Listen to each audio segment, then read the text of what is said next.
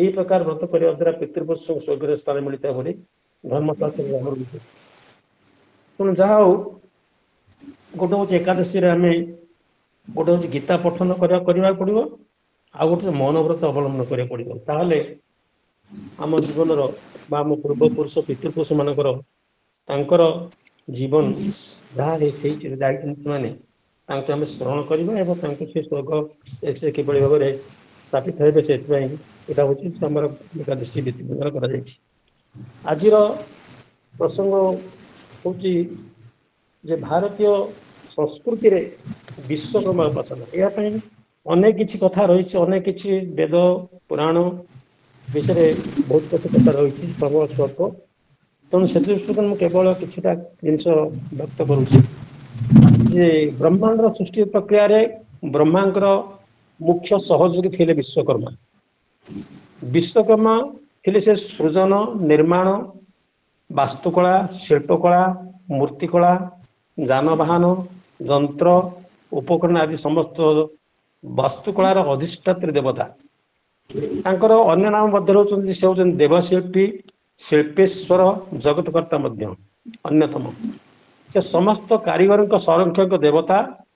ବିଶ୍ୱଂ କୃଷ୍ଣଂ କର୍ମ ବ୍ୟାପରେ ବା ଯସ୍ୟ ସହ ବିଶ୍ୱକର୍ମା। ବିଶ୍ୱ ନିର୍ମାଣ ଯାହାଙ୍କର କର୍ମ ବା ବ୍ୟାପାର ସେ ହଉଛନ୍ତି ବିଶ୍ୱକର୍ମା। ତାଙ୍କର ଜୟନ୍ତୀ ଓଡ଼ିଶା, ଆସାମ ଆଦି ସମସ୍ତ ପୂର୍ବ ଭାରତ, ଉତ୍ତରପ୍ରଦେଶ, କର୍ଣ୍ଣାଟକ ରାଜ୍ୟ, ନେପାଳ ଦେଶରେ ଅନ୍ୟାନ୍ୟ ଭାବରେ ସୂର୍ଯ୍ୟଙ୍କର କନ୍ୟା ରାଶି ଚଳନ ଦିନ ବା ଆଶ୍ୱିନ ସଂକ୍ରାନ୍ତି ଦିନ ହୋଇଥାଏ। ମହାରାଷ୍ଟ୍ର ଓ ଗୁଜୁରାଟରେ ବୃଦ୍ଧ ବଶିଷ୍ଠ ପୁରାଣ ଅନୁସାରେ ମାଘ ଶୁକ୍ଳ ତ୍ରୟୋଦଶୀ ଦିନ, କେରଳରେ ଅଙ୍ଗିରା ଋଷିଙ୍କ ଜୟନ୍ତୀ ଦିନ ଓ ଅନ୍ୟତ୍ର କାର୍ତ୍ତିକ ଶୁକ୍ଳ ପ୍ରତିପଦା ଗିରି ଗୋବର୍ଦ୍ଧନ ପୂଜା ଦିନ ହୋଇଥାଏ। କିନ୍ତୁ ଭାରତୀୟ ସଂସ୍କୃତିରେ ତାଙ୍କର ବିଶେଷ ପ୍ରଭାବ ଥିବାରୁ ବିବାହ, ଯଜ୍ଞ, ହୋମ ଓ ଗୃହ ପ୍ରବେଶ ଆଦି ସମସ୍ତ ଶୁଭ ମାଙ୍ଗଳିକ କର୍ମରେ ବିଶ୍ୱକର୍ମାଙ୍କର ପୂଜା ହୋଇଥାଏ। ଋକ୍ ବେଦ ଦଶମ ମଣ୍ଡଳରେ ତାଙ୍କର ନାମ 5 ଥର ଉଲ୍ଲେଖ ଅଛି। ଋକ୍ ବେଦ ବିଶ୍ୱକର୍ମା ସୂକ୍ତରେ 11ଟି ମନ୍ତ୍ର ଅଛି। ଯଜୁର୍ବେଦରେ ତାଙ୍କ ଉଦ୍ଦେଶ୍ୟରେ 16ଟି ମନ୍ତ୍ର ଅଛି। ମହର୍ଷି ପରାଶର କୃତ ବିଷ୍ଣୁ ପୁରାଣରେ ତାଙ୍କୁ ବେଦ ବଢ଼େଇ ମାନ୍ୟତା ଦିଆଯାଇଛି। ସ୍କନ୍ଦ ପୁରାଣରେ ତାଙ୍କୁ ଦେବାୟତ ସ୍ରଷ୍ଟା ବୋଲି କୁହାଯାଇଛି। ବିଶ୍ୱକର୍ମାଙ୍କର ପଞ୍ଚ ଅବତାର ବିଷୟରେ ସ୍ମୃତି ଶାସ୍ତ୍ରରେ ମଧ୍ୟ ଉଲ୍ଲେଖ ଅଛି। ସତ୍ୟ ଯୁଗରେ ବିଶ୍ୱକର୍ମା ସ୍ୱର୍ଗଲୋକ ନିର୍ମାଣ ସହ ଇନ୍ଦ୍ରଙ୍କର ଇନ୍ଦ୍ରପୁରୀ, ବରୁଣପୁରୀ, ଯମପୁରୀ, ଗୋଲକଧାମ, କୁବେରପୁରୀ ଆଦି ବହୁ ଦେବତାଙ୍କ ଆଳୟ, ଶିବଙ୍କର ତ୍ରିଶୂଳ, ବିଷ୍ଣୁଙ୍କର ସୁଦର୍ଶନ ଚକ୍ର, ଯମଦଣ୍ଡ, ଇନ୍ଦ୍ରଙ୍କର ବଜ୍ର ଆଦି ଦିବ୍ୟାସ୍ତ୍ର ଏବଂ ପୁଷ୍ପକ ବିମାନ ଆଦି ଦେବଯାନ ମାନ ନିର୍ମାଣ କରିଥିଲେ। ତ୍ରେତୟା ଯୁଗରେ ବିଶ୍ୱକର୍ମା ରାବଣଙ୍କର ସ୍ୱର୍ଣ୍ଣଲଙ୍କା ପୁଷ୍ପକ ବିମାନ ନିର୍ମାଣ କରିଥିଲେ। ଦ୍ୱାପର ଯୁଗରେ ଦ୍ୱାରକାପୁରୀ, ହସ୍ତିନାପୁରୀ, ଇନ୍ଦ୍ରପ୍ରସ୍ଥ, ସୁଦାମାପୁରୀ, କର୍ଣ୍ଣଙ୍କର କୁଣ୍ଡଳ ଆଦିର ନିର୍ମାଣ ରୂପରେ ମହାଭାରତ ଲିପିବଦ୍ଧ। କଳି ଯୁଗରେ ବିଶ୍ୱକର୍ମା ପୁରୀ ଜଗନ୍ନାଥ ମନ୍ଦିର ନିର୍ମାଣ କରିଥିଲେ ବୋଲି ବର୍ଣ୍ଣନା ଅଛି। ରାମାୟଣରେ ବର୍ଣ୍ଣନା ଅଛି ବିଶ୍ୱକର୍ମାଙ୍କର ପୁତ୍ର ନୀଳ ଓ ନଳ ସେତୁବନ୍ଧ ନିର୍ମାଣର ଅଧିଯନ୍ତ୍ରୀ ଥିଲେ। ବିଶ୍ୱକର୍ମା ତାଙ୍କର ଜାମାତା ସୂର୍ଯ୍ୟଙ୍କର ତେଜ ହ୍ରାସ କରି ଜୀବନର ସଦୁପଯୋଗ କରିଥିଲେ। ବିଶ୍ୱକର୍ମାଙ୍କ ଅଲୌକିକ ଅଦ୍ଭୁତ କାର୍ଯ୍ୟ ପାଇଁ ଶିବ ପୁରାଣ 6:38ରେ ତାଙ୍କୁ ଶିବଙ୍କର ଅବତାର ରୂପେ ମଧ୍ୟ ଗ୍ରହଣ କରାଯାଇଛି। ଶିବଙ୍କ ପରି ବିଶ୍ୱକର୍ମାଙ୍କର ପଞ୍ଚମୁଖ ଅଛି। ମତାନ୍ତରେ 1, 2 ଏବଂ ଚତୁର୍ମୁଖ ଅଛି। ବେଦର ପ୍ରଖ୍ୟାତ ଭାଷ୍ୟକାର ସାୟଣାଚାର୍ଯ୍ୟ ବିଶ୍ୱକର୍ମାଙ୍କୁ ପରମେଶ୍ୱର ରୂପରେ ମଧ୍ୟ ଗ୍ରହଣ କରିଛନ୍ତି। ଶିବଙ୍କର ପଞ୍ଚମୁଖ ବିଶ୍ୱକର୍ମା ସବୁଆଡ଼କୁ ମୁହଁ କରି ଦେଖିପାରନ୍ତି। ହାତ ଓ ପାଦ ସବୁଆଡ଼କୁ ପ୍ରୟୋଗ କରିପାରନ୍ତି। ସେ ଏକମାତ୍ର ଦେବତା ଯେ ସ୍ୱର୍ଗ ମର୍ତ୍ତ୍ୟ ସୃଷ୍ଟି କରି ହସ୍ତପକ୍ଷରେ ଧରିପାରନ୍ତି। ଶ୍ୱେତାଶ୍ୱେତ ଉପନିଷଦର ଏହି ଶ୍ଲୋକ 3:3ରେ ପରମେଶ୍ୱର ଶିବଙ୍କ ଉଦ୍ଦେଶ୍ୟରେ ଲିଖିତ। ବିଶ୍ୱ ବ୍ରହ୍ମାଣ୍ଡର ସୃଜନ ନିର୍ମାଣ ପାଇଁ ସମବେଦ ଯଜ୍ଞ, ଋକ୍ ବେଦ 10:21ରେ ଯଜମାନ ବିଶ୍ୱକର୍ମା ପୁରୋହିତ କାଶ୍ୟପଙ୍କ ସମ୍ମୁଖରେ ଆତ୍ମବଳି ଦେଇଛନ୍ତି। ବିଶ୍ୱକର୍ମାଙ୍କ ପରେ ତାଙ୍କର ପଞ୍ଚପୁତ୍ରଙ୍କ ମଧ୍ୟରେ ଦକ୍ଷତା ଅନୁସାରେ କର୍ମ ବଣ୍ଟନ କରାଯାଇଛି। ପଞ୍ଚପୁତ୍ର ହେଉଛନ୍ତି ଜଣେ ମନୁ, ସନ୍ମାଗ ଗୋତ୍ର, ଲୌହଧାତ୍ରୀ ବିଶାରଦ, ମୟ ସନାଗୋତ୍ର, କାଷ୍ଠାଦି ଦ୍ରବ୍ୟ ବିଶାରଦ, ତ୍ୱଷ୍ଟା ଅହଭ୍ରୁଣ ଗୋତ୍ର, ତମ୍ବା ବ୍ରୋଞ୍ଜ ଧାତୁ ବିଶାରଦ, ଶିଳ୍ପୀ ପ୍ରତ୍ନଗୋତ୍ର ପାଷାଣ ମୂର୍ତ୍ତିକଳା ବିଶାରଦ ଏବଂ ଦେବଜ୍ଞ ସୁପତ୍ନ ଗୋତ୍ର ସ୍ୱର୍ଣ୍ଣାଦି ଅଳଙ୍କାର ବିଶାରଦ। ନିର୍ମାଣ ସୂଜନ କାରିଗରୀ କୌଶଳରେ ପ୍ରୟୋଗ ପ୍ରଗତି ଜାରି ରଖିଥିଲେ। କୃଷ୍ଣ ଯଜୁର୍ବେଦ ତୈତ୍ତିରୀୟ ସଂହିତା 4.3 ସ୍କନ୍ଦ ପୁରାଣ ସୋମନାଥ ମାହାତ୍ମ୍ୟରେ ପୁତ୍ରକୁ ଶିବଙ୍କର ଅଙ୍ଗ ସମ୍ଭୂତ ସନ୍ତାନକୁ ଦର୍ଶାଇ ଦର୍ଶା କରିଛନ୍ତି। ତେଣୁ ପ୍ରଥମେ ବିଶ୍ୱକର୍ମା ଜୟନ୍ତୀ ବିଶ୍ୱକର୍ମା ଓ ତାଙ୍କର ପୁତ୍ରମାନଙ୍କ ବଂଶାନୁକ୍ରମିକ ଉତ୍ତରାଧିକାରୀ ମାନେ ପାଳନ କରୁଥିଲେ। ମାତ୍ର ସପ୍ତଦଶ ଶତାବ୍ଦୀର ଶିଳ୍ପ ବିପ୍ଳବ ଆସିବା ପରେ ବିଶେଷ କରି ଉଦାରୀକରଣ ଓ ଜଗତୀକରଣ ଆସିବାରେ ଆଜି ବିଶ୍ୱକର୍ମା ପୂଜା ଜାତି ଧର୍ମ ବର୍ଣ୍ଣ ଓ ଶ୍ରେଣୀ ନିର୍ବିଶେଷରେ ସମସ୍ତେ ପାଳନ କରୁଛନ୍ତି। କମ୍ଭାସୂତ୍ର, ଜଳପାତ୍ର, ପୁସ୍ତକ, ଜ୍ଞାନସୂତ୍ର ଧାରଣ କରି ଶୁଭ ମୁକୁଟ ପରିହିତ ସଂସାରୂଢା, ମତାନ୍ତରେ ହସ୍ତିଆରୂଢା, ପଞ୍ଚମୁଖ ଓ ସର୍ବତ୍ର ଦୃଷ୍ଟିଧାରୀ ବିଶ୍ୱକର୍ମାଙ୍କର ପୂଜା ଆଜି ଆବାଳ ବୃଦ୍ଧ ବନିତା ସମସ୍ତଙ୍କୁ upgradation of knowledge and upgradation of technology ପାଇଁ ପ୍ରେରଣା ଦେଉଛି। ପୂଜା ପୂର୍ବରୁ ପୁରାତନ ଯନ୍ତ୍ର ହତିଆର ଓ ଉପକରଣ ତ୍ୟାଗ କରି ନୂତନ ଆଣିବା ବା ପୁରାତନ ସେବା ଦ୍ୱାରା ନବୀକରଣ କରାଯାଏ। ଅନ୍ୟତ୍ର ଶିଳ୍ପ ଶ୍ରମିକ ନିଜର ଅଧିକାର ପାଇଁ ଲଢ଼େଇ କରିଥାଏ। ମାତ୍ର ବିଶ୍ୱକର୍ମା ପୂଜାରେ ଯନ୍ତ୍ରର ଆୟୁଷ କାର୍ଯ୍ୟଦକ୍ଷତା ବୃଦ୍ଧି ଦ୍ୱାରା ଅନୁଷ୍ଠାନର ନିଜର ବା ରାଜ୍ୟର ବା ରାଷ୍ଟ୍ରର ଉତ୍ପାଦନ ବୃଦ୍ଧି, ଆର୍ଥିକ ପ୍ରଗତି, ସମୃଦ୍ଧି ଓ ସଫଳତା କାମନା କରାଯାଇଥାଏ। କାରିଗରୀ କୌଶଳ ସହ ସୃଜନ ଓ ନିର୍ମାଣର ଦକ୍ଷତା ପାଇଁ ବିଶ୍ୱକର୍ମା ଉପାଧି ମାନ ମଧ୍ୟ ପ୍ରଦାନ କରାଯାଉଛି ଏବଂ ବିଶ୍ୱକର୍ମା ଯୋଜନା ଦ୍ୱାରା ପ୍ରେରଣା ପ୍ରୋତ୍ସାହନ ମଧ୍ୟ ଦିଆଯାଉଛି। ବ୍ୟଷ୍ଟି ଓ ସମଷ୍ଟି ଜୀବନର ସମୃଦ୍ଧି ଓ ଜାତୀୟ ଐକ୍ୟ ସଂହତି ପାଇଁ ଭଗବାନ ବିଶ୍ୱକର୍ମାଙ୍କର ବିଶ୍ୱ କଲ୍ୟାଣ ବ୍ରତ ବିଜ୍ଞାନ ଓ କାରିଗରୀ କୌଶଳ ଦକ୍ଷତା ପ୍ରେରଣାଦାୟକ ଏବଂ ଫଳପ୍ରଦ ଅଟେ। ଅନ୍ୟ ଏକ ଅନୁସାରେ ବିଭିନ୍ନ ତା ଉପରେ କିଛି କଥା କହୁଛି ମୁଁ। ଯେଉଁ କାରିଗର ପ୍ରାସାଦ ମନ୍ଦିର ମୂର୍ତ୍ତି ନିର୍ମାଣ କରନ୍ତି ତାଙ୍କୁ ସ୍ଥପତି କୁହାଯାଏ। କିନ୍ତୁ ବିଶ୍ୱକର୍ମା ଜଣେ ସ୍ଥପତି ଭାବରେ ଖ୍ୟାତ। ଊର୍ଦ୍ଧ୍ୱରେ ହେଉଛନ୍ତି ଭୂ ଭୁବଃ ସ୍ୱଃ ଜନଃ ତପଃ ମହ ଓ ସ୍ୱର୍ଗ। ନିମ୍ନରେ ଅଛନ୍ତି ଉତଳ ସୁତଳ ବିତଳ ତଳାତଳ ମହାତଳ ରସାତଳ ଓ ପାତାଳ ଅର୍ଥାତ୍ ସପ୍ତ ସ୍ୱର୍ଗ ଓ ସପ୍ତ ପାତାଳରେ ବିଶ୍ୱକର୍ମାଙ୍କ ଭଳି ସ୍ଥପତି ନାହିଁ। ସୃଷ୍ଟିରେ ଦେବତାଙ୍କ ମଧ୍ୟରେ ଶିଳ୍ପକଳାର ପାରଦର୍ଶିତା ହାସଲ କରିଥିବା ବିଶ୍ୱକର୍ମା ଅନ୍ୟତମ। କେବଳ ଭାଦ୍ରବ ସଂକ୍ରାନ୍ତିରେ କେତେକ ପୂଜା ସର୍ବତ୍ର ପାଳନ କରାଯାଏ। କିନ୍ତୁ ବ୍ରହ୍ମ ବୈବର୍ତ ପୁରାଣରେ ବର୍ଣ୍ଣିତ ଅଛି ଯେ ବ୍ରହ୍ମାଙ୍କ ନାଭି ଦେଶରୁ ବିଶ୍ୱକର୍ମା ଜାତ ହୋଇଥିଲେ, କିନ୍ତୁ ବେଦରେ ତାଙ୍କୁ ଅଜାତ ପୁରୁଷ ବୋଲି କୁହାଯାଇଛି। ବିଶ୍ୱକର୍ମା ବୈଦିକ ଓ ପୌରାଣିକ ଶିଳ୍ପ ଦେବତା। ସେ ଶିଳ୍ପ ସମୂହ ଓ ବିଶ୍ୱ ଭୁବନର ସ୍ରଷ୍ଟା। ମହତତ୍ଵ ଦ୍ୱାରା ଆକାଶକୁ ବିସ୍ତୃତ କରିଛନ୍ତି। ବିଶ୍ୱକର୍ମାଙ୍କ ମୂର୍ତ୍ତି ସମ୍ପର୍କରେ ଶାସ୍ତ୍ରରେ କୌଣସି ନିର୍ଦ୍ଦିଷ୍ଟ ତଥ୍ୟ ଥିବା ପରି ମନେ ହୁଏ ନାହିଁ। କିନ୍ତୁ ବିଶ୍ୱକର୍ମାଙ୍କର ଯେଉଁ ମୂର୍ତ୍ତି ଏବେ ପୂଜା ପାଉଛନ୍ତି ତାହା ହେଉଛି ଚତୁର୍ଭୁଜ। ଦେବତାଙ୍କ ମତରେ ବିଶ୍ୱକର୍ମା ବର୍ଷାକାଳୀନ ସୂର୍ଯ୍ୟ। ଗ୍ରୀଷ୍ମ ମାସ ଅତିକ୍ରାନ୍ତ ହେଲେ ତାଙ୍କୁ ଆରାଧନା କରାଯାଏ। ତାଙ୍କ ବାହନ ହେଉଛି ହସ୍ତୀ। ବିଶ୍ୱକର୍ମାଙ୍କ ରୂପ ଦେଖିଲେ ଜଣାଯାଏ ଯେ କଣ୍ଠରେ ମାଳି, ଲଲାଟରେ ଚନ୍ଦନ କୁଙ୍କୁମ, ସର୍ବାଙ୍ଗରେ ଗନ୍ଧ କର୍ପୂର ଲେପନ, ବାମପଟ ଉପରେ ହସ୍ତରେ ନିହାଣ ଓ ତଳ ହସ୍ତରେ ମୁଗୁର, ଦକ୍ଷିଣ ପଟ ଓ ଉପର ହସ୍ତରେ ଚକ୍ର, ତଳ ହସ୍ତ ବରଦା ମୁଦ୍ରା ରହିଛି। ବିଶ୍ୱକର୍ମାଙ୍କ ବର୍ଣ୍ଣ ହେଉଛି ଗୌର, परिधान साधारण धोती और चदर,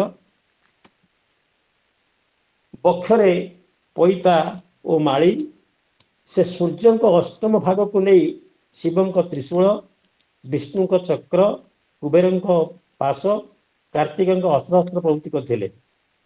से अनेक देवता रथ नियम निर्माण कर विश्वकर्मा हूँ देवता मान जंत्री। से इंद्र जो वज्र निर्माण करते तैरी इंद्र वृत्रासुर को बद्ध करते। रामचंद्र अथल समुद्र पक्षरे विशाल सेतु निर्माणकारी बानर शिल्पी दलंकर विश्वकर्मा बानर शिल्पी दल विश्वकर्मा पुत्र। दैत्य शिल्पी मय मध्य विश्वकर्मा औरसु जात। विश्वकर्मा घृणी अप्सरा को विवाह करते। ताहार दैत्य शिल्पी मय मध्य विश्वकर्मा औरसु जात। विश्वकर्मा घृणी अप्सरा को विवाह करते। तांकर अनेक पुत्र संतान जात होते। सेमाने मर्त्य लोकरे कर्मकार, कांस्यकार, शंखाकार एवं कुंभकार, स्वर्णकार, लौहकार, सूत्रधर, चित्रकर आदि शिल्पी संप्रदाय सृष्टि। पुराण पृष्ठ विश्वकर्मा सर्वजनावृत कृति मान आलोक जना जाए। श्रीकृष्ण के आदेश विश्वकर्मा सुदाम एक आकर्षणीय मनमुग्धकर प्रसाद निर्माण करते। पत्नी सुशीला आचंबित प्रीत हो जाते। विश्वकर्मा अवंती पांडव जो प्रसाद निर्माण करते अति चमत्कार। वैज्ञानिक कौशल प्रयोग कर शुष्क भूमि जलस्रोत प्रवाहित होता दृश्य भरी जाते। दुर्योधन के मनरे जलस्रोतर भ्रम सृष्टि होवारु द्रौपदी परिहास अंधर पुत्र अंध बोली कही।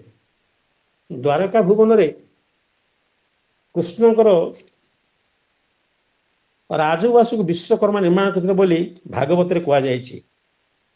मुकुता कढ़ी चक्रताप से विश्वकर्मार शिवीप। माणबसा गुरुवार रे उल्लेख कर कही जे माँ लक्ष्मी ठाकुराणी श्रिया चंद्राणी माणबसा व्रत रे प्रीत होई तांको घरे प्रवेश करिथिवारु स्वामी और देढ़शुर जगाबाड़िया ठारू श्री मंदिर विताड़ित होते। अभिमान रे से निज बापा घर को जाए न जाई विश्वकर्मा को अनुरोध करी समुद्र तटरे गोटे स्वतंत्र मंदिर निर्माण कराइते। एते बोली लक्ष्मी देवी मने चिंता कले विश्वकर्मा को जे मने सुमरिले। एते बोली लक्ष्मी देवी मने चिंता कले विश्वकर्मा को जे मने सुमरिले। आज्ञा मात्रे विश्वकर्मा बेगे चढ़ी गले तिनी कोश प्रमाणे उवास तुलाइले। आज्ञा मात्रे विश्वकर्मा बेगे चढ़ी गले तिनी कोश प्रमाणे उवास तुलाइले। विश्व मोहिनी को स्वयंवर और स्वयंवर पिता शालिनिधि रम्य प्रसाद निर्माण करथिले विश्वकर्मा। जोठी जोगमाया और विश्व मोहिनी स्वयं विष्णु तांको मनोनीत बर होइथिले। विश्वकर्मा बड़ चमत्कारिक थिला दारु ब्रह्म के निर्माण रे। आम जहाँ को दारु ब्रह्म स्वरूपाय चतुर्धामुतये नमः दारु ब्रह्म नमामि दारु ब्रह्म स्मरण मिले कहे। यही मूर्ति मान को विश्वकर्मा गोपन रे तैयारी करुले। समय सीमा पूर्व इंद्रजन पत्नी गुंडीचा देवी चतुर्दश दिवस रे द्वार खोली देबारु विश्वकर्मा निज बास स्थली को वैकुंठ को चली जाते। निर्माण अधूरा हो जाता।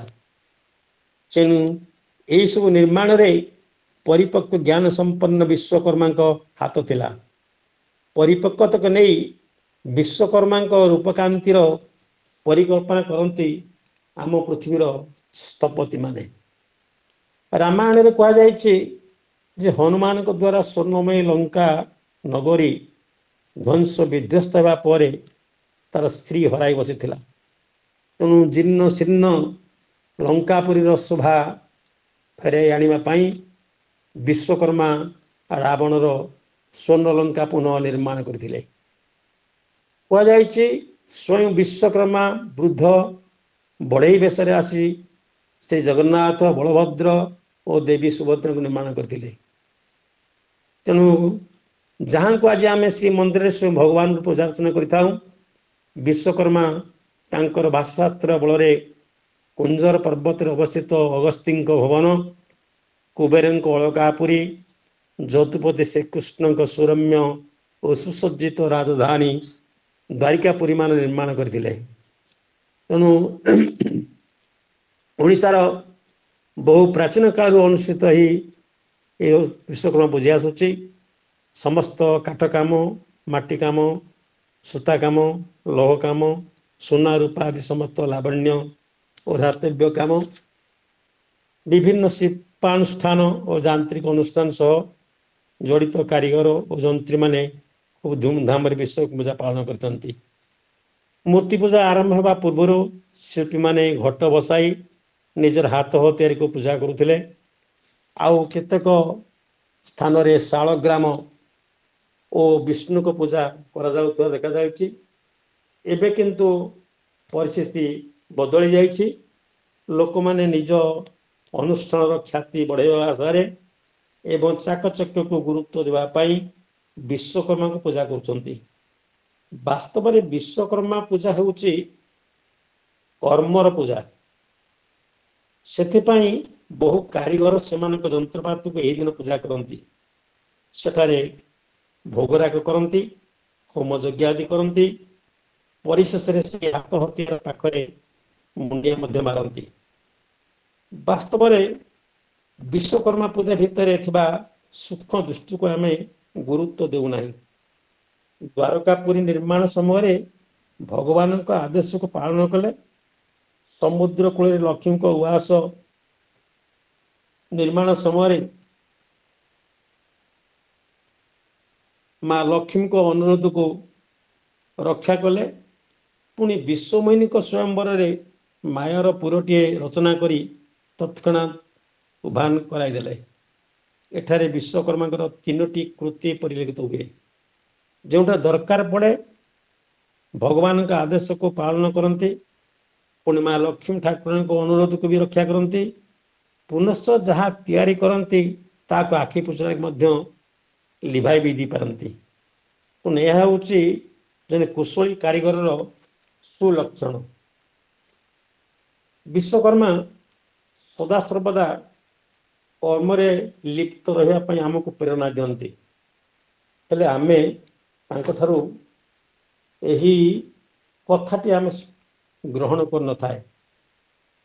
ଆଜିର ଦୁନିଆରେ ଆମେ ଚାହୁଁଛୁ ଯେମିତି ବିନା ପରିଶ୍ରମରେ ଅନେକ କିଛି କାର୍ଯ୍ୟ ହାସଲ କରିନେବା ପାଇଁ। ହେଲେ ତାହା କ'ଣ ସତରେ ଆମ ପାଇଁ ସମ୍ଭବ ହେବ? ବିଶ୍ୱକର୍ମାଙ୍କର ଆୟୁଧ ନିହାଣ ଓ ମୁଗୁର। ନିହାଣ ମୁଗୁର ଦ୍ୱାରା ପଥର ଖୋଳାଯାଏ, ପୁଣି କାଠ ବି କଟାଯାଏ। ତେଣୁ ମୋଟ ଉପରେ କୌଣସି ବସ୍ତୁକୁ ଛିନ୍ନ କରିବା ପାଇଁ ଏକ ନିହାଣ ଓ ମୁଗୁର ଆବଶ୍ୟକ। ଦେଖିବାର କଥା ଯେଉଁଥିରେ ଖଣ୍ଡନ କରିବା ପାଇଁ ତଥା ବିଶ୍ୱକର୍ମା ସେହି ଖଣ୍ଡନ ଭିତରେ ବି ଏକ ନୂଆ ସୃଷ୍ଟିକୁ ଲୋକଲୋଚନକୁ ଆଣୁଛନ୍ତି। ତେଣୁ ତାଙ୍କର ବିନାଶରେ ସୃଷ୍ଟି ଓ ସୃଷ୍ଟିରେ ମଧ୍ୟ ସୃଷ୍ଟିର ଭାବଧାରା ରହିଛି। ସଂସାରରେ ସେ ସବୁ କିଛି ସୃଷ୍ଟି କରେ, ସେ ମହତ୍ ବୋଲାଯାଏ। ଗୋଟିଏ କାଠ ବା ପଥର ପରିତ୍ୟକ୍ତ ହୋଇଥିଲେ ଜଣେ ଶିଳ୍ପୀର ହାତରେ ତାହା ଏପରି ଏକ ରୂପ ନିଏ ଯାହା ଚିରପୂଜ୍ୟ ହୋଇଯାଇଥାଏ। ସେମିତି ଜୀବନରେ ଯାହାକୁ ପରିତ୍ୟାଗ କରିବା କଥା, ତହିଁରେ ନିଜର କଳା ଚାତୁରୀ ପ୍ରୟୋଗ କଲେ ତାହା ତ ବନ୍ଦିନ ହୋଇଯିବା କଥା। ହେଲେ ଆମେ ଜୀବନରେ ବନ୍ଧୁ ସୃଷ୍ଟି କରୁନାହୁଁ, ବରଂ ଶତ୍ରୁ ସୃଷ୍ଟି କରିଛୁ। ଯେ ବିଶ୍ୱକର୍ମାଙ୍କ ପୂଜା କରି ଆମେ ଜଗତର କଲ୍ୟାଣ କରିବା କଥା, ହେଲେ ରୋଷଣୀରେ ଏବଂ ବିଭିନ୍ନ ମନୋରଞ୍ଜନ କାର୍ଯ୍ୟକ୍ରମରେ କେବଳ ପରିବେଶକୁ ଆମେ ଦୂଷିତ କରି ଚାଲୁଛେ। ଥରେ ବିଚାର କଲେ ଏହା ଦ୍ୱାରା କଣ ସତରେ ବିଶ୍ୱକର୍ମା ଆମ ଉପରେ ଶାନ୍ତି ହେବେ, ନା ଏମିତି ପୂଜା ମନେଇଲେ ଆମେ ସତରେ ସମାଜର ଉପକାର କରିପାରିବା? ପୂଜା ନାମରେ ପରିବେଶକୁ ଦୂଷିତ କରିବାକୁ ଆମେ ପଛାଉନାହୁଁ। ମୂର୍ତ୍ତିରେ ଦିଆଯାଇଥିବା ବିଭିନ୍ନ ରାସାୟନିକ ରଙ୍ଗ ଓ ଘୋଷଣାରେ ବ୍ୟବହୃତ ଉଚ୍ଚ ଶବ୍ଦ, ରାସାୟନିକ ବାଣ ଇତ୍ୟାଦି ଦ୍ୱାରା ପରିବେଶ ଉପରେ ବହୁତ କୁପ୍ରଭାବ ପଡ଼ିଥାଏ। ଯଦି ପୂଜା କରିବାକୁ ଯାଉ ଆମେ ପରିବେଶ ଉପରେ କୁପ୍ରଭାବ ପକାଇବା, ତେବେ ଏ ପୂଜାର ମହତ୍ଵ କଣ ଥାଏ? ତେଣୁ ବିଶ୍ୱକର୍ମା ପୂଜାରେ ଆଜି ଭକ୍ତିଭାବ ଯେତିକି ଅଛି ତାଠୁ ବହୁ ଗୁଣରେ ଅଛି ମନୋରଞ୍ଜନର ଉଦ୍ଦେଶ୍ୟ। ଠାକୁର ସଜାଇ ମେଲୋଡି କରି ଲୋକମାନଙ୍କୁ ଆକୃଷ୍ଟ କରିବା ସହିତ ନିଜ ଅନୁଷ୍ଠାନକୁ ଏକ ଆଦର୍ଶ ବା ବଡ଼ ଅନୁଷ୍ଠାନ ଭାବରେ ପରିଚିତ କରିବା ହେଉଛି ଆଜିର ପୂଜାର ମୂଳ ଲକ୍ଷ୍ୟ। ଯାହାଙ୍କର ପୂଜା କରୁଛେ ତାହାଙ୍କ ଉଦ୍ଦେଶ୍ୟରେ ଏତେ ସାଜସଜା, ଯାହାଙ୍କ ଲାଗି ଏତେ କ୍ରିୟାକଳାପ ତାକୁ ଗୁରୁତ୍ୱ ଦେଲେ ନାହିଁ, ବରଂ ସାଜସଜା, ଭୋଜି ଭାତ, ନିଜର ମନ ଖୁସିରେ ଗୁରୁତ୍ୱ ଦେଲେ। ଏବେ ବି ସମୟ ଅଛି, ଆହ୍ୱାନରେ ଆଗେଇ ଯାଇ ଥରେ ପରିବେଶକୁ ସୁସ୍ଥ ରଖିବାକୁ ଆମେ ଚେଷ୍ଟା କରିବା, ତେବେ ଯାଇ ବିଶ୍ୱକର୍ମା ପୂଜାର ସାର୍ଥକ ହେଇପାରିବ। ଏଇ ପ୍ରସଙ୍ଗରେ ଗୋଟେ କଥା ମୁଁ କହିବାକୁ ଚାହୁଁଛି, ଜଣେ ଶିଳ୍ପୀ ତା ଘରେ ଗୋଟେ ନିମ ଗଛ ଥିଲା। ସେ ନିମ ଗଛଟା କୌଣସି ରକମ ଉପୁଡ଼ି ପଡ଼ିଲା। ତେଣୁ ଜଣେ ସେ ବଢେଇ ସେ ବଢେଇ ସେଇଥିରେ କିନି ଜଗନ୍ନାଥଙ୍କର ମୂର୍ତ୍ତି କଲା ଏବଂ ଏଟା କୋଉଠି କାହାକୁ ଦବ ଚିନ୍ତା କଲା। ତେଣୁ ବହୁତ ସମୟ ପରେ ଚିନ୍ତା କରିବା ପରେ ସେ କାହାକୁ ଦବ ଚିନ୍ତା କରିବା ପରେ ଜଣେ ଯାଇ ଗୋଟେ IAS ଅଫିସରଙ୍କ ଘରେ ଯାଇ ପହଞ୍ଚିଲା। ସେ IAS ଅଫିସର ଥିଲେ ବୋଧେ ଯାଜପୁରରେ। ସେ ତାଙ୍କ କଥା କହିବା ଅନୁସାରେ ଯେ ସେ ବଖିଲେ ଗୋଟେ ଜିନିଷ ସେ ଦେଇକି ପଳେଇଲା। ଏଇ ମୂର୍ତ୍ତିଟାକୁ କେହି ଆଣିପାରିଲେ ନାହିଁ କାର ଭିତରୁ। ତେଣୁ ଲୋକ ଡକେଇକିରି କରିକିରି ସେ ନେଇକିରି ତାଙ୍କ ଘରେ ଥୋଇଲେ, କିନ୍ତୁ ଘରେ ପୂଜା କରିପାରିଲେ ନାହିଁ। ତେଣୁ ବିଭିନ୍ନ ଲୋକଙ୍କର ପରାମର୍ଶ ମଧ୍ୟ ନେଲେ। ପରାମର୍ଶ ନେବା ପରେ ସେ ବର୍ତ୍ତମାନ ତାକୁ ନେଇକରି ଦେଖିଲେ ଯେ କୋଉଠି ବର୍ତ୍ତମାନ ପୂଜା କରିପାରିବ ନାହିଁ। ତେଣୁ ତାକୁ ନେଇକରି ସମୁଦ୍ରରେ ବିସର୍ଜନ କରିବା ପାଇଁ ସେ ଚାହିଁଲେ। ପର ମୁହୂର୍ତ୍ତରେ ପୁଣି କହିଲେ ନାଇଁ ଗାଁକୁ ନେଇକରି ଯିବୁ। ତେଣୁ ଗାଁକୁ ନେଇକରି ଆଣିଲେ। ଗାଁ ଭିତରେ ଲୋକମାନଙ୍କର ଚାଲିଚଳନ ରଙ୍ଗ ଯାହା ତାକୁ ମଧ୍ୟ ବିଚାରକୁ ନେଲେ। ସମସ୍ତେ ପ୍ରତ୍ୟାଖ୍ୟାନ କଲେ ଗାଁରେ ଜଗନ୍ନାଥଙ୍କ ମୂର୍ତ୍ତି ରହିପାରିବ ନାହିଁ। କଣ କରାଯିବ ସେଥି ଯୋଉ ଚିନ୍ତିତ ହେଇ ସାରିଲା ପରେ ଗୋଟେ ରାତି ଚିନ୍ତିତ ହେଲେ। ତା ପରଦିନ ପୁଣି ସେଇ ଗାଁର ଜଣେ ଯିଏ ହଉଛି ବିଶେଷ ଭାବରେ ଟିକେ ଖରାପ ସ୍ୱଭାବର ପିଲା, ସେ ସକାଳୁ ଯାଇକରି ପହଞ୍ଚିକିରି କହିଛି ଜଗନ୍ନାଥ ମୂର୍ତ୍ତି ଏ ଗାଁରେ ନିଶ୍ଚିତ ପ୍ରତିଷ୍ଠିତ ମନ୍ଦିର ତ ହବ ଦେଇକିରି। ପୁନଃ ଗାଁ ବସିଲା, ସମସ୍ତେ ଏକତ୍ରିତ ହେଲେ। କଥାବାର୍ତ୍ତା ଛଳରେ କିନି ସେ ସମସ୍ତଙ୍କୁ ଗୋଟେ ଧମକ ଦେଲା ଯେ କିଏ ଏହାକୁ ଅବଜେକ୍ସନ କରୁଛ, ପ୍ରତିବାଦ କରୁଛ, ସେମାନେ ହାତ ଉଠା। ୟାର ପ୍ରକୋପ ବା ୟାର ଯୋଉ ଚଢା କଥାବାର୍ତ୍ତାକୁ ନେଇକି ସମସ୍ତେ ବର୍ତ୍ତମାନ ନୀରବ ରହିଲେ ଏବଂ ସେଇ ମୂର୍ତ୍ତି ପାଇଁ ସେ ଗାଁରେ ମନ୍ଦିର ହେଇକରି କରାଗଲା। ତେଣୁ ଯିଏ ସ୍ଥପତି, ଯିଏ ଶିଳ୍ପୀ, ଯିଏ କାରିଗରୀ, ଯିଏ ସେ ନିଶ୍ଚିତ ଭାବରେ ତାର ନିଜର ସ୍ଥିତିଟାକୁ ପ୍ରକାଶ କରିବା ପାଇଁ ସେ ଦେବାର ଚେଷ୍ଟା କରିବ। ତେଣୁ ବିଶ୍ୱକର୍ମାଙ୍କର ସେ ଯୋଉ ଚିନ୍ତାଧାରା, ତେଣୁ ସେ କ୍ଷେତ୍ରରେ ବର୍ତ୍ତମାନ ଆହୁରି ମଧ୍ୟ ଅନେକ ତାଙ୍କ ଉପରେ ବିଭିନ୍ନ ପ୍ରକାର କଥା ରହିଛି। ମୁଁ ବର୍ତ୍ତମାନ ସେତିକି ଜିନିଷ ଭିତରେ କହୁଛି କିଛି ଗୋଟେ ଜିନିଷ। ସମୟକ୍ରମେ ଭଗବାନ ବିଶ୍ୱକର୍ମା ଭାରତୀୟ ଧାର୍ମିକ ପରମ୍ପରାରେ ପରମ ପୂଜ୍ୟ ଦେବତା ଭାବେ ଆଜିର ଦିନରେ ପୂଜା କରୁଛନ୍ତି। এই ମର୍ତ୍ତ୍ୟଲୋକରେ ବିଶ୍ୱକର୍ମାଙ୍କର ଏଇଟା ହଉଛି ଜନ୍ମ ଦିବସ ବିଶ୍ୱ ଭାବରେ। ଭଗବାନ ବିଶ୍ୱକର୍ମା ବେଦ ଉପନିଷଦ ପୁରାଣ ଉପପୁରାଣରେ ମଧ୍ୟ ମହାଭାରତ ବିଭିନ୍ନ ପ୍ରକାର ତାଙ୍କର କଥା ରହିଛି, ଯାହାକୁ ମୁଁ କହିଲି ୟା ପୂର୍ବରୁ। ତ ବିଶ୍ୱକର୍ମା ସେ ନିଜେ ଯାଇ କହିଛନ୍ତି ବିଶ୍ୱକର୍ମା ସର୍ବସ୍ୟ କର୍ତ୍ତା, ଅର୍ଥାତ୍ ବିଶ୍ୱକର୍ମା ବିଶ୍ୱ ନିର୍ମାଣ କର୍ତ୍ତା, ଇନ୍ଦ୍ରିୟ ମାନଙ୍କର ସ୍ୱାମୀ ତଥା ପ୍ରକାଶକ ଅଟନ୍ତି। ବେଦର ଅନେକ ମନ୍ତ୍ରରେ ବିଶ୍ୱକର୍ମାଙ୍କ ଦ୍ରଷ୍ଟା ଭାବରେ ବର୍ଣ୍ଣନା କରାଯାଇଛି। ବେଦ ପରବର୍ତ୍ତୀ ଇତିହାସ ଏବଂ ପୁରାଣ ଗ୍ରନ୍ଥମାନଙ୍କରେ ତ୍ୱଷ୍ଟା ବିଶ୍ୱକର୍ମାଙ୍କର ପୁତ୍ର ଭାବରେ ବର୍ଣ୍ଣିତ। ତେଣୁ ଶ୍ରୀମଦ୍ ଭାଗବତ, ମତ୍ସ୍ୟ ପୁରାଣ, ବାୟୁ ପୁରାଣ, ବିଷ୍ଣୁ ପୁରାଣ ଓ ରାମାୟଣ ଆଦି ଗ୍ରନ୍ଥମାନଙ୍କରେ ବିଶ୍ୱକର୍ମାଙ୍କର ମହନୀୟ ଗୁଣ, କର୍ମ ଓ ପରିବାର ସମ୍ବନ୍ଧରେ ବର୍ଣ୍ଣନା କରାଯାଇଛି। ଶ୍ରୀମଦ୍ ଭାଗବତରେ ସେ ଅଷ୍ଟମ ବସୁ ଓ ଅଙ୍ଗିରେଶଙ୍କ ଔରସରୁ ଜନ୍ମ ହୋଇଥିବାର ପ୍ରମାଣ ମିଳେ। ସେହିପରି ମତ୍ସ୍ୟ ପୁରାଣରେ ବିଶ୍ୱକର୍ମା ପ୍ରଭାସସ୍ୟ ପୁତ୍ର ଶିଳ୍ପୀ ପ୍ରଜାପତି ବୋଲି ଉଲ୍ଲେଖ ଅଛି। ଏଠାରେ ପ୍ରଭାସ ହେଉଛନ୍ତି ଅଷ୍ଟମ ବସୁ। ବୃହସ୍ପତି ସୁଭଗିନୀ ବରସ୍ତ୍ରୀ ବ୍ରହ୍ମଚାରିଣୀ ଯୋଗ ସିଦ୍ଧା ଜଗତ କୃଷ୍ଣ ସମକ୍ତା ବିତରୋଚ୍ୟୁତ ପ୍ରଭାସଶ୍ଚତୁ ସା ଭାର୍ଯ୍ୟା ବସୁନା ଅଷ୍ଟମସ୍ୟୁ ବିଶ୍ୱକର୍ମା ମହାଭାଗ ସ୍ତସ୍ୟଂ ଯଜ୍ଞ ପ୍ରଜାପତି।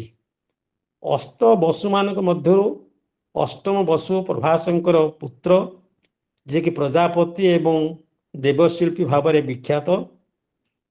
ବିଷ୍ଣୁ ପୁରାଣରେ ଭଗବାନ ବିଶ୍ୱକର୍ମାଙ୍କର ବିସ୍ତୃତ ବିବରଣୀ ମଧ୍ୟ ଉପଲବ୍ଧି ହୋଇଛି। ଅଷ୍ଟମ ବସୁ ଯେ ପ୍ରଭାସ ଏବଂ ଯୋଗସିଦ୍ଧଙ୍କ ଔରସରୁ ବିଶ୍ୱକର୍ମାଙ୍କର ଜନ୍ମ। ଯୋଗସିଦ୍ଧା ନାମେ ବୃହସ୍ପତିଙ୍କ ଭଗିନୀ, ସୁନ୍ଦରୀ ଜଗତି ବ୍ୟାପୀ ସେ ବ୍ରହ୍ମଚାରିଣୀ। ଅଷ୍ଟମ ବସୁ ପ୍ରଭାସ ତାଙ୍କୁ ବିବାହ ହେଇଥିଲେ।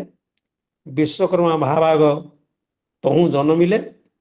ବିଶ୍ୱକର୍ମାଙ୍କର 4 ପୁତ୍ର 4 କନ୍ୟା ଥିବାର ପ୍ରମାଣ ମଧ୍ୟ ବିଷ୍ଣୁ ପୁରାଣରେ ଉପଲବ୍ଧ। ଭଗବାନ ବିଶ୍ୱକର୍ମାଙ୍କର 4 ପୁତ୍ର ହେଉଛନ୍ତି ଅଜୈକପାଦ, ଐରିବୁଧନ୍ୟ, ତ୍ୱଷ୍ଟା ଏବଂ ରୁଦ୍ର, ଏବଂ 4 କନ୍ୟା ସଂଜ୍ଞା, ବହିଷ୍ମତୀ, ଚିତ୍ରାଙ୍ଗଦା ଏବଂ କେଶର ବୋଲି କୁହାଯାଇଛି। ପଦ୍ମ ପୁରାଣର ସୃଷ୍ଟି ଖଣ୍ଡ, ବାୟୁ ପୁରାଣର 22ତମ ଅଧ୍ୟାୟ ଏବଂ ମତ୍ସ୍ୟ ପୁରାଣର 11 ଅଧ୍ୟାୟରୁ ପ୍ରମାଣ ମିଳେ। ସଂଜ୍ଞା ସମୟକ୍ରମେ ସୂର୍ଯ୍ୟଦେବଙ୍କୁ ବିବାହ କରିଥିଲେ ଏବଂ ତାଙ୍କ ଔରସରୁ ଯମୁନା ନାମକ କନ୍ୟା, ଯମ ଏବଂ ବୈବସ୍ୱତ ମନୁ ନାମକ ପୁତ୍ର ଜନ୍ମଗ୍ରହଣ କରିଥିଲେ। ପରବର୍ତ୍ତୀ ସମୟରେ ସଂଜ୍ଞା ସୂର୍ଯ୍ୟଙ୍କର ପ୍ରଚଣ୍ଡ ତେଜକୁ ସହ୍ୟ କରି ନ ପାରି ନିଜ ସ୍ଥାନରେ ନିଜର ପ୍ରତିଚ୍ଛାୟାକୁ ରଖି ପିତା ବିଶ୍ୱକର୍ମାଙ୍କ ଗୃହରେ ରହିଥିଲେ। ଏକଥା କେବଳ ଛାୟା ଏବଂ ସଂଜ୍ଞାଙ୍କ ମଧ୍ୟରେ ସୀମିତ ଥିଲା। ସମୟକ୍ରମେ ଛାୟାଙ୍କ ଗର୍ଭରୁ ଆସିଲେ ଶନିଶ୍ଚର ସାବର୍ଣ୍ଣିମନୁ ନାମକ ପୁତ୍ର ଏବଂ ତାପ୍ତି ଏବଂ ବିଷ୍ଟି ନାମକ କନ୍ୟା ଜନ୍ମ ହୋଇଥିଲେ। ଭଗବାନ ବିଶ୍ୱକର୍ମା ପରବର୍ତ୍ତୀ କାଳରେ ସଂଜ୍ଞାଙ୍କର ଦୁଃଖକୁ ଅନୁଭବ କରି ସୂର୍ଯ୍ୟଦେବଙ୍କୁ ପ୍ରାର୍ଥନା ପୂର୍ବକ 16 ଭାଗ ତେଜରୁ 15 ଭାଗ ତେଜ ଆହରଣ କରି ବିଷ୍ଣୁଙ୍କର ଚକ୍ର, ମହାଦେବଙ୍କର ତ୍ରିଶୂଳ, ଯମଙ୍କର ଦଣ୍ଡ, କାର୍ତ୍ତିକେୟଙ୍କର ଶକ୍ତି ଏବଂ କୁବେରଙ୍କର ପାଶ ତିଆରି କରିଥିଲେ। ଦେବରାଜ ଇନ୍ଦ୍ରଙ୍କର ମୁଖ୍ୟ ଆୟୁଧ ବଜ୍ରର ନିର୍ମାଣକର୍ତ୍ତା ମଧ୍ୟ ଭଗବାନ ବିଶ୍ୱକର୍ମା ବୋଲି ଭାଗବତର 6ଠ ଅଧ୍ୟାୟରେ ଉଲ୍ଲେଖ ଅଛି। ଅଥର୍ବତା ଯେ ଋଷିବର ମାଗ ତାହାଙ୍କର ଶରୀର, ଅଥର୍ବତା ଯେ ଋଷିବର ମାଗ ତାହାଙ୍କର ଶରୀର, ଅସ୍ଥି ତାହାଙ୍କର ଆଣିମ, ଆୟୁଧ ଚକ୍ର ଗଡ଼ାଇବ, ବିଶ୍ୱକର୍ମା ନିର୍ମିତ କରି ବଜ୍ରକୁ ଧରି ଚକ୍ରଧାରୀ। ଇଏ ହଉଛି ଭାଗବତ 6ଠ ଅଧ୍ୟାୟରେ ଏତେ ଜିନିଷ ରହିଛି। ତେଣୁ ଭଗବାନ ବିଷ୍ଣୁ ବାମନାବତାରରେ ବଳିକୁ ପାତାଳକୁ ଚାପିଥିଲେ। ଏହି ପାତାଳରେ ମହାବଳୀ ବଳି ପାଇଁ ନିର୍ମିତ ସୁତଳପୁରୀର ନିର୍ମାତା ମଧ୍ୟ ଭଗବାନ ବିଶ୍ୱକର୍ମା। ଏହା ଛଡ଼ା ବିଷ୍ଣୁଙ୍କର ଦ୍ୱାରିକାପୁରୀ, କୁବେରଙ୍କର ଅଳକା ନଗରୀ, କୃଷ୍ଣଙ୍କର ନିତ୍ୟ ଲୀଳା କ୍ଷେତ୍ର ବୃନ୍ଦାବନ, ଜମାଳୟ, ସୁଧର୍ମା ସଭା ଏବଂ ରାବଣର ରାଜଧାନୀ ସୁବର୍ଣ୍ଣଲଙ୍କାର ନିର୍ମାଣ ମଧ୍ୟ ଭଗବାନ ଦେବଶିଳ୍ପୀ ବିଶ୍ୱକର୍ମା ଅଟନ୍ତି। କେବଳ ଏତିକି ନୁହେଁ, ଏହି କୁଶଳୀ କୁଶାଗ୍ର ବୃଦ୍ଧି ସମ୍ପଦ କାରିଗର ପ୍ରତ୍ୟେକ ଦେବତାଙ୍କର ଅଳଙ୍କାର, ଆଭୂଷଣ ଓ ହସ୍ତଶସ୍ତ୍ର ଏବଂ ବିମାନ ଆଦି ମଧ୍ୟ ନିର୍ମାତା ଅଟନ୍ତି। ଜଗନ୍ମାତା ଲକ୍ଷ୍ମୀ କ୍ଷୀରସାଗର ମନ୍ଥନରୁ ବାହାରିଥିବା ବେଳେ ଭଗବାନ ବିଶ୍ୱକର୍ମା ତାଙ୍କୁ ମଧ୍ୟ ସମସ୍ତ ପ୍ରକାର ଅଳଙ୍କାର ପ୍ରଦାନ କରିଥିବାର ପ୍ରମାଣ ବିଷ୍ଣୁ ପୁରାଣରୁ ଉପଲବ୍ଧ ହେଇଛି। ଦଦୌ ବିଭୂଷଣାନଙ୍ଗେ ବିଶ୍ୱକର୍ମା ଚକିରଃ। ମହିଷାସୁର ବଧ ସମୟରେ ମା ଦୁର୍ଗାଙ୍କୁ ଦିବ୍ୟ ଅଳଙ୍କାର, ଆଭୂଷଣ ଓ ଅସ୍ତ୍ରଶସ୍ତ୍ର ନିବେଶକ ମଧ୍ୟରେ ପ୍ରଦାନ କରିଥିବାର ପ୍ରମାଣ ଦୁର୍ଗା ସପ୍ତଶତୀରେ ମିଳିଥାଏ। ଯଥା ଅସ୍ତ୍ରାଦ୍ୟନେକ ରୂପାଣି ତଥା ଭେଦ୍ୟಂ च दंशनम अम्लान पंकजमालम शिरस्यूरसी चापरं नूपुरौ किंग्लौ तद्वत् विश्वकर्मा बड़ोदोस्मै परस्मै गति निर्माणम। तेणु प्रभु जगन्नाथ एवं बलराम माता लक्ष्मी को चंडालुणी करी बड़देवरु विदा कर देइथवा जेजेमांकर स्मरण मात्रे विश्वकर्मा उपस्थित होई क्षणक मध्य लक्ष्मी सुंदर उहासुंदर कर प्रमाण बलराम दास लक्ष्मी पुराण उपलब्ध। आज्ञा मात्रे विश्वकर्मा बेगे चली गले, तीन कोण परमाशय उहास तोड़िले, सुवर्णर कांथ मान सबू घरे कले। विश्वकर सर्वश्रेष्ठ कृतित्व पुष्पक विमान कुबेरंकर तपस्या मुग्ध होई ब्रह्मांकर प्रेरणारे विश्वकर्मा यही भव्य विमान को निर्माण करी कुबेर को प्रदान कर वर्णना करा जायछि। रामायण सुंदरकांड वर्णित है तत्प्रमेय प्रतिकार कृत्यम कृत्यम स्वयं साधिति विश्वकर्मा तब प्रमेय प्रतिकार कृत्रिम कृत्यम स्वयं साध्वीति विश्वकर्मा। जहां को परवर्ती काल रे रावण कुबेर उपरे आक्रमण करी विजय चिन्ह स्वरूप स्वहस्तगत करथिले। विशेषकर भगवान विश्वकर्मा दारु ब्रह्म जगन्नाथ बलभद्र सुभद्र माता निर्माण कर किंवदंती पूर्व कही। तो वेद अनेक स्थान विश्वकर्मा द्वय अश्वयुक्त रथारूढ़ हो यात्रा करुथार प्रमाण बेले बेले उत्तर मृण्मय शिल्पी मान शिल्प चातुरी जे हस्ती और हंसारूढ़ मोहित जना जाए। तेणु कंठरे अक्षसूत्र धारण करथिबा स्कंदरे यज्ञोपवीत एवं हस्तरे निहाण हातुड़ी विभज धारण करथिबा भगवान विश्वकर्मा परिपाटी अति साधारण अटे। यही कुशाग्र बुद्धि संपन्न कुशली वेदशिल्पी क्षणमात्र के अनेक कारीगरी कार्य संपादन कर पारती। देवता मानकर अस्त्रशस्त्र अलंकार एवं विमान आदि तैयारी करिबारे से सिद्धहस्त। एथिपई तांको कहा जाए त्रिदशानां वर्धनी बोली कहा जाए। त्रिदशानां वर्धकी वास्तुकला, शिल्पकला, चित्रकला, काष्ठकला, मूर्तिकला आदि तांकर अपार कलार मध्य मर्त्यलोक यही सब कलार प्रवर्तन करा जाई परिछि, जहां को आश्चर्य करी लोक मान जीवन यापन प्राय सुगम हो पारिछि। एई महान शिल्पी जे कि आद्य शिल्पी अटंती।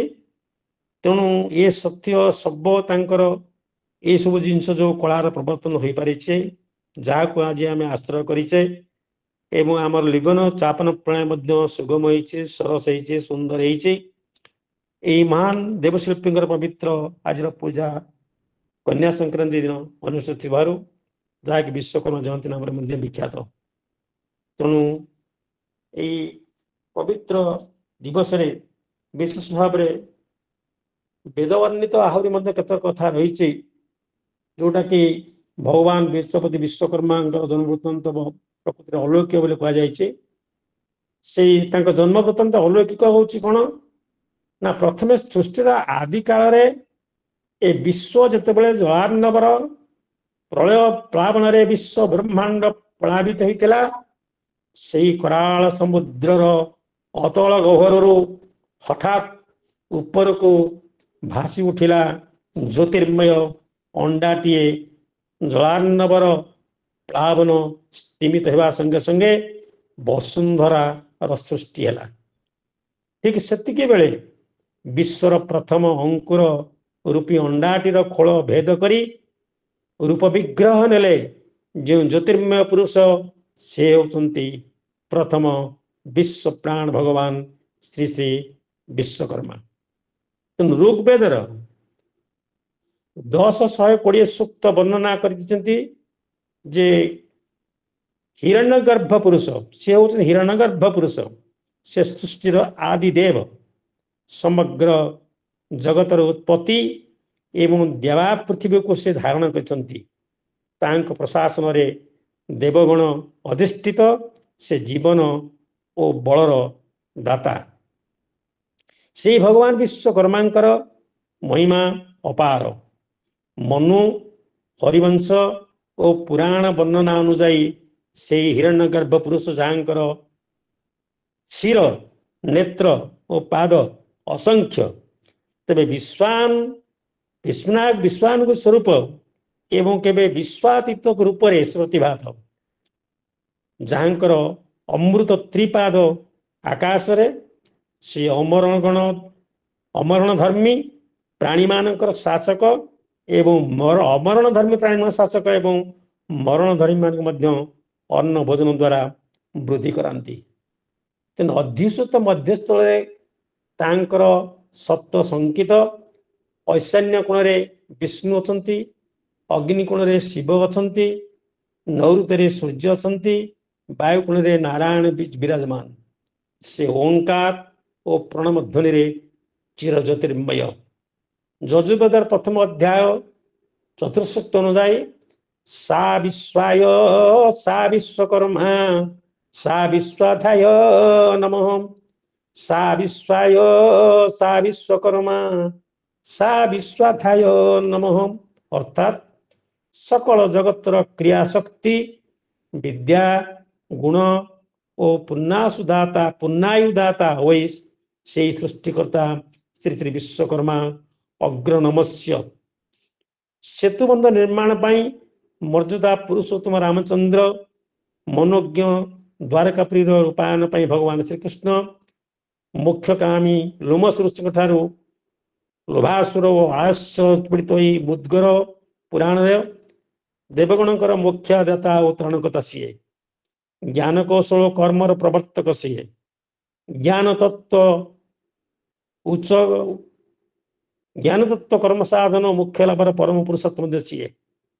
आत्मारे प्रजापति सुरक्षित अनंत अपार से प्रजापति विश्वकर्मा त्रिलोक विस्तृत क्रिया शक्ति ब्रह्मणोत्पत्ति मार्कंड श्रुतिर वर्णनानुजाई से परम कारुणिक विश्वकर्मा सद्यजात मुखरु मनु वामदेव मनु मुखरु मनु वामदेव मुखरु मय अघर मुखरु तृष्णा तत्पुरुष मुखरु शिल्पी ऐशान्य मुखरु ब्रह्मा एवं आदिशक्ति पराशक्ति ज्ञान शक्ति क्रिया शक्ति इच्छा शक्ति रूपे प्रकटित पंचशक्ति और पंचतत्वर भृगवती और विस्तृत यही सदा शशाग्रा धरारे से विश्वकर्मा अपार कुपार भी ऋग्वेदर प्रणेता मनु जने समर्थ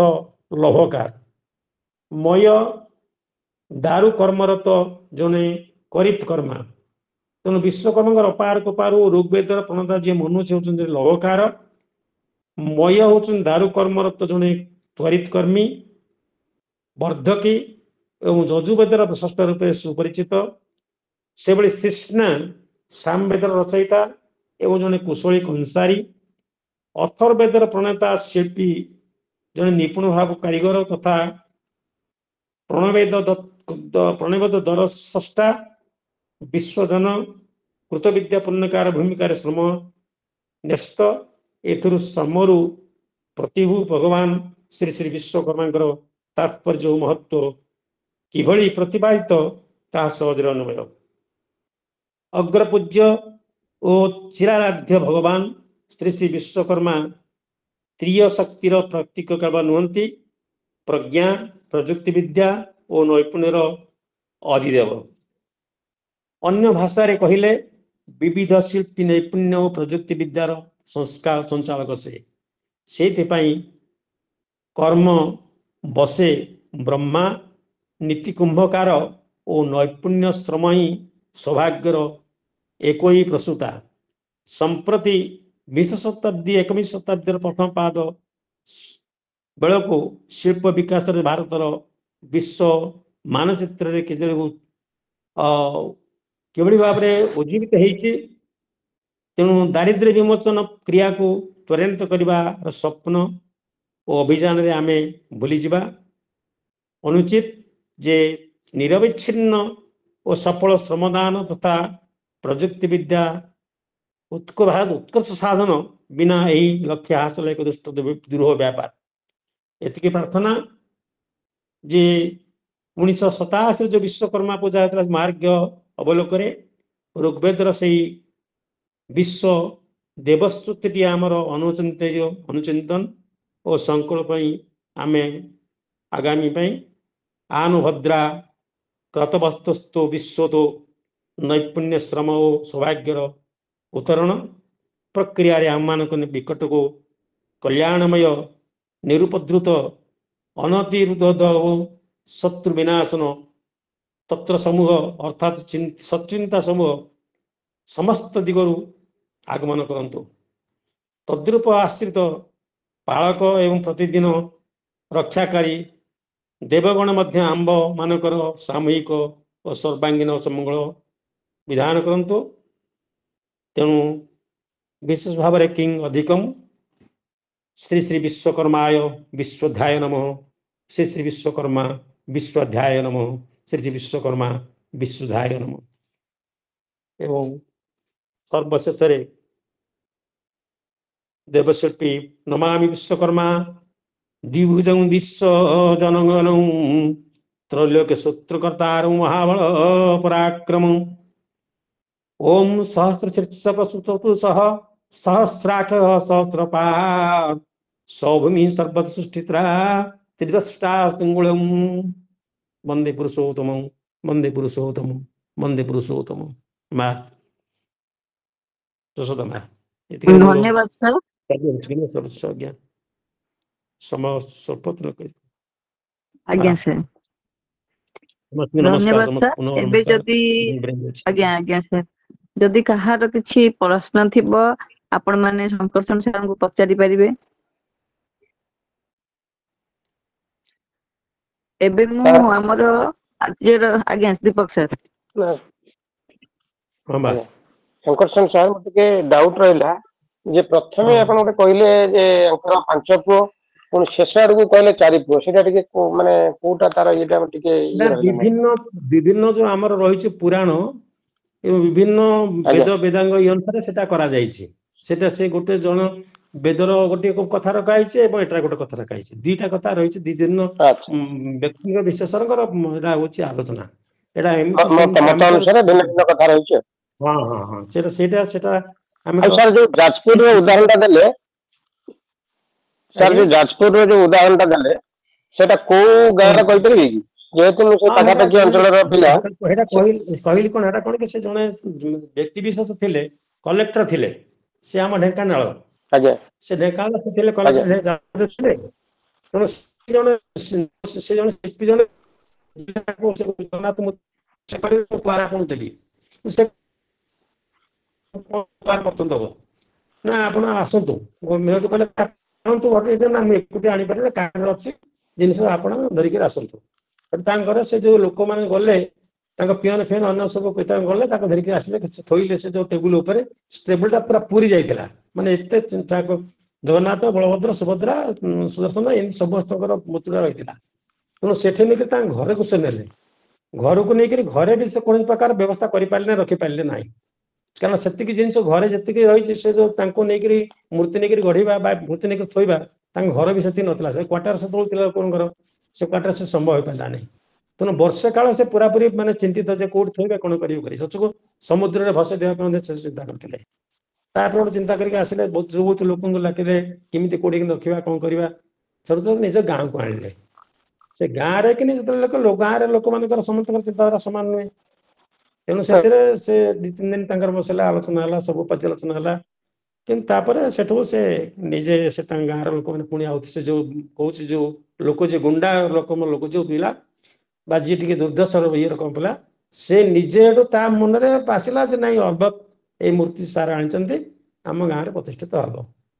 ତେଣୁ ସେଠିକି ସେ ଗାଁରେ ପ୍ରତିଷ୍ଠିତ କଲେ। ଏଇଟା ହଉଛି ମୋ ଏବେ ସାର୍ କହୁଥିଲେ ତାଙ୍କର ଅନୁଭୂତି କଥା କହୁଥିଲେ, ତେଣୁ ମତେ ଭଲ ଲାଗିଲା। କାହିଁକି ନା ଜଣେ ମାନେ ଠାକୁରଙ୍କର ଶିଳ୍ପୀ, ଜଣେ ଦେବଶିଳ୍ପୀ ଯିଏ ବା ସିଏ ଗୋଟେ କାରିଗର ଯିଏ, ସେ ମୂର୍ତ୍ତି ନିର୍ମାଣ କରିଛି, କିନ୍ତୁ ହୁଏତ ତାକୁ କାହାକୁ ନେଇ ଥୋଇବା, ସେ କୋଉଠି ରହିବ ବୋଲି ସେଇ ଚିନ୍ତା ବର୍ତ୍ତମାନ ରହିଛି। ଏଇଟା ହଉଛି କଥା। ଆଜ୍ଞା ଧନ୍ୟବାଦ। ସାର୍ ନମସ୍କାର। ନମସ୍କାର। ହଁ ଆଜ୍ଞା। ସାର୍ ମୋର ଗୋଟେ ପ୍ରଶ୍ନ ଥିଲା ସାର୍। ହଁ, କୁହନ୍ତୁ। ସାର୍ ବେଦ ଆମେ ଜାଣିଛେ ଯେ ବେଦ ଅପୁରୁଷେୟ ବୋଲି ଆମେ କହିଛେ, ତ ହୁଁ ଋଗ୍ବେଦର ପ୍ରଣେତା ମନୁ ବୋଲି ଆପଣ କହିଲେ, ତ ଏଇଟା ସାର୍ କେମିତି ସମ୍ଭବ? ଏଇଟା ଅଛି ଆମ ଇଏ ଭିତରେ, ଋଗ୍ବେଦ ମାନେ ସେ ଯୋଉ ତାଙ୍କ ଯୋଉ ରହିଛି ବେଦର ପ୍ରଣେତା ଭିତରେ, ସେ ରହିଛି, ସେ ଗୋଟେ ଜଣେ ବ୍ୟକ୍ତି ବିଶେଷ ସେ ଲେଖିଛନ୍ତି ଏଟାକୁ। କିନ୍ତୁ ସେଇଟା ସେ ଆଦିଦେବ ସେ ହଉଛନ୍ତି ପ୍ରକୃତି ହିରଣ୍ୟ ଗର୍ଭ ପୁରୁଷ, ସେ ଋଗ୍ବେଦ କଥା ରହିଛି। ତେଣୁ ସେଇ ଅନ୍ୟ ଗୋଟେ ଜାଗାରେ ହଉଛି ମନୁ ଯୋଉ ହରିବଂଶ, ସେଇ ବିଶ୍ୱକର୍ମା ତାଙ୍କର ସେ କଥା ମନୁ ହରିବଂଶ ସେ ପୁରାଣ, ସେ ବି ସେ ତାକୁ ହରିଣଗର ପୁରୁଷ ବୋଲି ତାଙ୍କୁ ସେ ଦେଇଛନ୍ତି, କହିଛନ୍ତି କଥା। ତେଣୁ ସବୁଗୁଡାକ ସମସ୍ତଙ୍କର କଥା ଗୁଡାକ ମାନେ ଏକା ଠିକ ଆସୁନି। ଆମର ଯାହା ଅଛି ବେଦ ବେଦାଙ୍ଗ ଉପନିଷଦ ଯୋଉ କଥା ଗୁଡା ରହିଛି, ସେଗୁଡାକ ସବୁ ଠିକ ଆସୁନି। କେତେବେଳକୁ ବିଭିନ୍ନ ଲୋକଙ୍କର ଯୋଉ ଲେଖା, ସେଇ ଲେଖାକୁ ନେଇକରି ମୁଁ ଉଦ୍ଧାର କରିଛି। ତେଣୁ ସେଥିରୁ କେତେଟା ସତ୍ୟ ହେବ, କେତେଟା ମିଥ୍ୟା ହେଇପାରିଥାଏ, କଣ ଆମେ ତ ତାକୁ ପ୍ରକୃତରେ ଠିକ କରିପାରିବା ନାହିଁ। ଆଜ୍ଞା ସାର୍। ଆଜ୍ଞା। ହଁ, ଧନ୍ୟବାଦ ସାର୍। ଧନ୍ୟବାଦ Deepak sir, Rajkishore sir, Sankarshan sir. ସମୟ ଅତିକ୍ରାନ୍ତ, ଏବେ ଆମେ କାର୍ଯ୍ୟକ୍ରମର ଶେଷ ପହଞ୍ଚି ଆସିଛେ। ଏବେ ମୁଁ ରାଜକିଶୋର ସାର୍ଙ୍କୁ ଅନୁରୋଧ କରୁଛି ଧନ୍ୟବାଦ ଅର୍ପଣ କରିବେ। ସାର୍ କଣ ପଚାରିବା ପାଇଁ ବସ୍ତୁତଃ ସାର୍ ଦେବେନ୍ଦ୍ର ସାର୍ କିଛି ପଚାରିବେ ବୋଧେ? ସାର୍ କୁହନ୍ତୁ। ନାଇଁ ନା ସାର୍, ରାଜକିଶୋର ସାର୍ ଆପଣ ଧନ୍ୟବାଦ ଦେବେ। ସେ କଣ ପଚାରିବେ କି ବୋଲି ମୁଁ କହୁଥିଲି। ମୋହନ ସାର୍ ବୋଧେ ସାର୍ ଲେଫ୍ଟ ହେଇଗଲେଣି, ନାହାନ୍ତି। ହଁ ଆଜ୍ଞା, ସାଦର ସାର୍ ପ୍ରଣାମ। ମୋହନ ସାର୍ ଆପଣ କିଛି ପଚାରିବେ କି? ହଁ, ଆଜ୍ଞା ଅଛନ୍ତି ସାର୍। ହଁ ଅଛନ୍ତି ଆଜ୍ଞା। ମୋହନ ସାର୍ ଅଛନ୍ତି। ଆଜ୍ଞା ସାର୍, ପଚାରନ୍ତୁ ସାର୍। ଆଜ୍ଞା, ବିଶ୍ୱକର୍ମାଙ୍କ ଦ୍ଵାରା ପ୍ରତ୍ୟକ୍ଷ ଭାବରେ ନିର୍ମାଣ ହୋଇଥିବା ମୂର୍ତ୍ତି କଣ ଦେଖିବାକୁ ମିଳେ ଆମର ଇତିହାସ ମାନେ ଇଏରେ?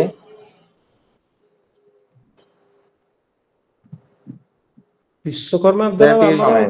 ଯୋଉ ମୂର୍ତ୍ତିଟା ଆମର ତ ଯୋଉ ଜଗନ୍ନାଥ ମୂର୍ତ୍ତିରେ ଆମେ ଦେଖୁଛେ ବର୍ତ୍ତମାନ, ସେଇଠି ସେ ହଉଛି ଆମର ବର୍ତ୍ତମାନ କଳିର ଆମେ ଦେଖୁଛେ ସେତିକି, ଆଉ ସେଇଟା ବଡ କଥା ନା ଆମର ନା। ସେ ଅନନ୍ତ ଆଜ୍ଞା ମହାରଣା ଅନୁସାରେ ସେ ବୃଦ୍ଧ ବୟସରେ ସେ ଆସିକି ପହଞ୍ଚି, ଯୋଉଟା ମୁଁ କହିଲି ଆମର ଗୁଣ୍ଡିଚା ମା ତାଙ୍କୁ 14 ଦିନ ଭିତରେ ତାକୁ ଠକଠକ କଲେ ଏବଂ ସେ 14 ଦିନ ଭିତରେ ଅପସରି ଗଲେ, ସେ ଅଧା ଗଢା ମୂର୍ତ୍ତି ରହିଲେ। ତେଣୁ କଳି ଯୁଗରେ ସେଇ ତାଙ୍କର ମୂର୍ତ୍ତିଟା ହଉଛି ଆମର ବିଶେଷ ଆମକୁ ଫଳଦାୟକ। ତେଣୁ ସେ ବିଶ୍ୱକର୍ମା ରୂପରେ ସେ ଆସିଥିଲେ। ଆଜ୍ଞା। ସାର୍ ଠିକ ଅଛି। ଏମିତି ଆଉ ବହୁତ ଗୁଡେ ତଥ୍ୟ ରହିଛି, ବିଭିନ୍ନ ଲୋକଙ୍କର ମାନେ ବିଭିନ୍ନ ବ୍ୟକ୍ତି ବିଶେଷଙ୍କର ତଥ୍ୟକୁ ଆଲୋଚନା କଲେ ଆହୁରି ବହୁତ କଥା ହବ। ଆଉ ସେଟା ନିଶ୍ଚିତ ଭାବରେ ଆଜ୍ଞା କମ୍ପ୍ଲେକ୍ସ ଆସି ପହଞ୍ଚିବ। କିନ୍ତୁ ମୁଁ କେତେଟା ଜିନିଷ ଖାଲି ଇଏ କରି କହିଲି, ନହେଲେ ଆହୁରି ଅଛି ମାନେ 10-12 ଜଣଙ୍କର ଲେଖା ଭିତରେ ତଥ୍ୟ ତା ଭିତରେ ରହିଛି। ତେଣୁ ତାକୁ ଆଉ ଟିକେ ଡିଟେଲ ଯାଇଥିଲେ ଆଉ ଟିକେ ସମୟ ଯାଇଥାନ୍ତା, ତା ବହୁତ ଆମ ସମୟ ସ୍ୱଳ୍ପ, ତେଣୁ ସେ ଦୃଷ୍ଟିକୋଣ କିଛି ଏତିକି ଆଜି ଦିନର ତାତ୍ପର୍ଯ୍ୟ ଉପରେ ମୁଁ ତାକୁ କହିଦେଲି। ଆଜ୍ଞା। ଆଜ୍ଞା ଠିକ ଅଛି। ରାଜକିଶୋର ସାର୍ ଆପଣ ଧନ୍ୟବାଦ ଆଜ୍ଞା। ଅର୍ପଣ କରନ୍ତୁ। ବସ୍ତୁତଃ ଆଜିର ଯେଉଁ ଆଲୋଚନା ଚକ୍ର ଥିଲା ବହୁତ ସୁନ୍ଦର ଆଉ ବହୁତ ତଥ୍ୟାତ୍ମକ ଥିଲା। ବହୁତ ଗୁଡେ ବେଦ ପୁରାଣ ଉପନିଷଦ ଗୁଡିକର ଯେଉଁ ତଥ୍ୟ ସାର୍ ଆଜି ଆମ ଆଗରେ ଉପସ୍ଥାପନା କଲେ। ଆଉ ଆଜି ଆମ ପାଇଁ ବି ଆମ କନ୍ଧମାଳ ଶାଖା ପାଇଁ ଗୋଟିଏ ଗୌରବ ମଧ୍ୟ 50ତମ ଯେହେତୁ ଆମେ ଆଜି 50ତମ ଆଲୋଚନା ଚକ୍ର କରିଛେ, ତେଣୁକରି ଗୌରବର ବିଷୟ। ଏଥିସହିତ ଆମର ସଂଗଠନର ବା ଆମ ସ୍ୱାମୀ ବିବେକାନନ୍ଦ ଲୋକ ସଂସଦର ମୁଁ ବିଶ୍ୱକର୍ମା ସ୍ୱରୂପ କହିଲେ ଅତ୍ୟୁକ୍ତି ହବନି ଶଙ୍କର୍ଷଣ ମହୋଦୟଙ୍କୁ। ତ ଆଜିକାର ଏଇ ଆଲୋଚନା ଚକ୍ରରେ ସେ ଅତିଥି ରୂପରେ ଆସିଥିବାରୁ ବା ଅତିଥି ରୂପରେ ତାଙ୍କର ଅଭିବ୍ୟକ୍ତ ପ୍ରଦାନ କରିଥିବାରୁ ମୁଁ ଆମ କନ୍ଧମାଳ ଶାଖା ତରଫରୁ ଅନେକ ଅନେକ ଧନ୍ୟବାଦ ଅର୍ପଣ କରିବା ସହିତ କୃତଜ୍ଞତା ଜ୍ଞାପନ କରୁଛି। ସାର୍ ନମସ୍କାର। ଆଉ ଆମ ନମସ୍କାର। ଶାଖା ଆପଣଙ୍କୁ ସବୁବେଳେ ଏମିତି ମଝିରେ ମଝିରେ ଆପଣଙ୍କୁ ଡାକି ଅତିଥି ରୂପରେ ନିମନ୍ତ୍ରଣ ନିଶ୍ଚୟ କରିବ। ତେଣୁକରି ଆପଣଙ୍କୁ ଅନେକ ଅନେକ ଧନ୍ୟବାଦ ସାର୍। ଆଜିକାର ଏଇ କାର୍ଯ୍ୟକ୍ରମରେ ବା ଆଲୋଚନା ଚକ୍ରରେ ସଭାପତିତ୍ୱ କରିଥିବା ଦୀପକ କୁମାର ନାୟକ ସାର୍, ତାଙ୍କୁ ମଧ୍ୟ ମୁଁ ଅନେକ ଅନେକ ଧନ୍ୟବାଦ ଦେଉଛି। ସେ ଆଜିକାର ସଭାରେ ସଭାପତିତ୍ୱ କରିଥିଲେ।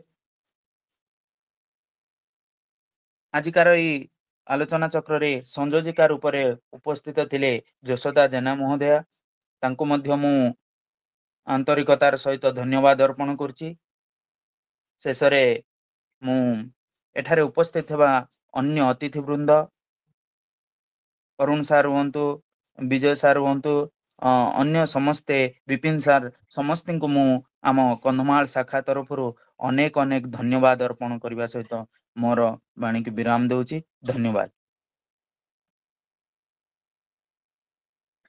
ଧନ୍ୟବାଦ ସାର୍, ଆପଣଙ୍କୁ ମଧ୍ୟ ବହୁତ ବହୁତ ଧନ୍ୟବାଦ। ଏବେ କାର୍ଯ୍ୟକ୍ରମର ପାହାଚରେ ପହଞ୍ଚିଛେ। ଏବେ ଆମର ଶାନ୍ତି ପାଠର ସମୟ ଆସିଯାଇଛି। ମୁଁ ଆମ ସହିତ ବା ତୃପ୍ତିମୟୀ ହୋତା ମ୍ୟାଡାମକୁ ଅନୁରୋଧ କରୁଛି ଆଜିର ଏଇ କାର୍ଯ୍ୟକ୍ରମରେ ଶାନ୍ତି ପାଠ କରିବେ। ସମସ୍ତ ଗୁରୁଜନ ମାନଙ୍କୁ ପ୍ରଣାମ ଜଣାଉଛି।